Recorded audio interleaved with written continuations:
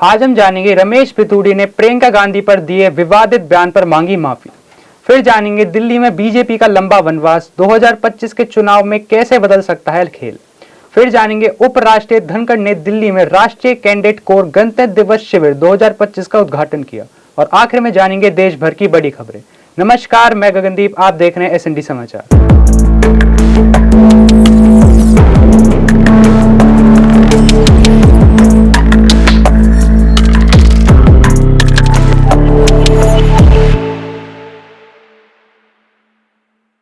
प्रियंका गांधी पर दिए विवादित बयान पर रमेश पिथौड़े ने मांगी माफी।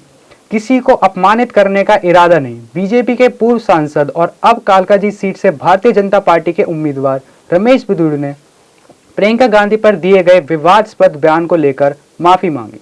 उन्होंने एक्स पर एक पोस्ट में कहा कि किसी संदर्भ में मेरे द्वारा दिए गए बयान पर कुछ लोग गलत धारणा से राजनीतिक लाभ के लिए सोशल मीडिया का बयान दे रहे हैं।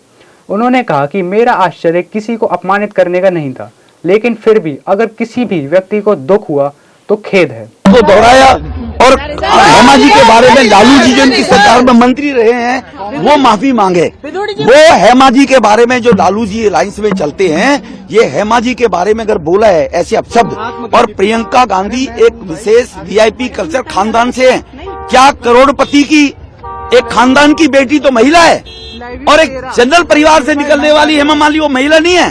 वो महिला नहीं है। एक खानदान विशेष से निकलकर आने वाला नेहरू खानदान का परिवार, राजकुमार होगा, महिला होगी। गरीब परिवार में, सामान्य परिवार में रहने वाली महिला नहीं है। दिल्ली में बीजेपी का 26 साल का वनवास उस समय को दर्शाता है जब भारतीय जनता पार्टी 1998 से लेकर 2014 तक दिल्ली विधानसभा चुनावों में सफल नहीं हो पाई। इस दौरान कांग्रेस पार्टी का शासन था और 2013 में आम आदमी पार्टी ने भी दिल्ली में अपनी जगह बनाई। हालांकि 2014 के लोकसभा चुनावों में बीजेपी ने दिल्ली की सभी 7 सीटों पर जीत हासिल की, लेकिन विधानसभा चुनाव में पार्टी को सफलता नहीं मिली। 2015 और 2020 में आपने शानदार जीत दर्ज की, जिसमें बीजेपी फिर से सत्ता से दूर रही। 2025 के दिल्ली विधानसभा चुनाव में बीजेपी की सफलता इस बात पर निर्भर करेगी कि वे आपके खिलाफ अपनी रणनीति कैसे तैयार करते हैं और दिल्ली के स्थानीय मुद्दे पर जनता का समर्थन कैसे प्राप्त करते हैं। आपके ठेकों में घोटाला,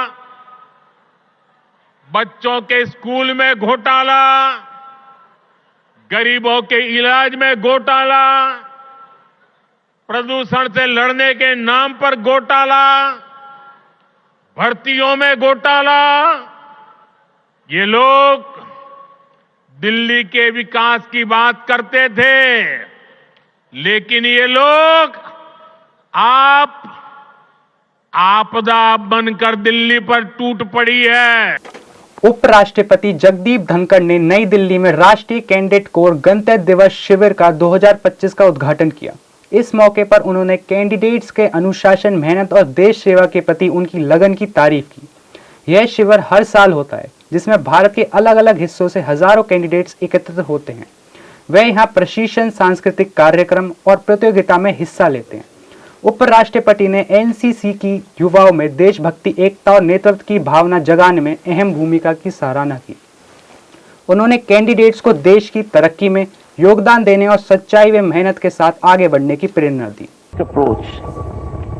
No nation in the world can grow unless its citizens are deeply committed to nationalism. Nationalism has to override all other interests, personal or organizational.